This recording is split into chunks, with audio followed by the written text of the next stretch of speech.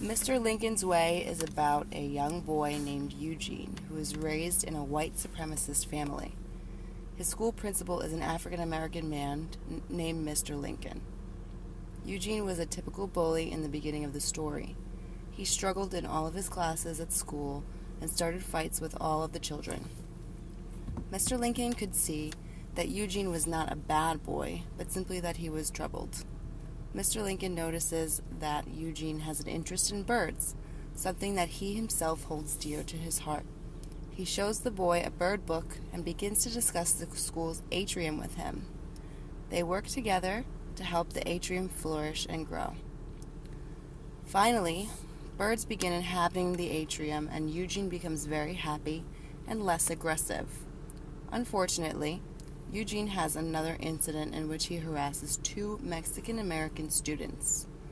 Once in Mr. Lincoln's office, he explains that his father is racist and teaches Eugene these fallacies. Mr. Lincoln relates diversity to the different types of birds that inhabit their atrium. Each one is different, but they live in peace together. At the end of the story, Eugene becomes a fourth grade teacher because of Mr. Lincoln's influence. He refers to his students as his little birds.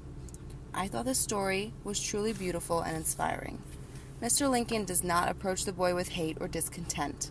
He understands that the boy has been taught these hateful things from the one person he is supposed to be able to trust. Instead, he tries to help the boy understand the error of his ways and teach him a more positive approach to life. This is what Patricia Polacco wanted to accomplish with this book. In her interview, she talked about the importance of diversity and how she wanted to find an innovative approach to teaching this to children. Patricia not only grew up in a diverse neighborhood in Oakland, but also a diverse household.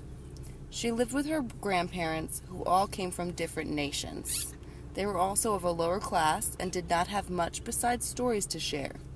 These stories and her diverse upbringing led her to become the award-winning author that she is today.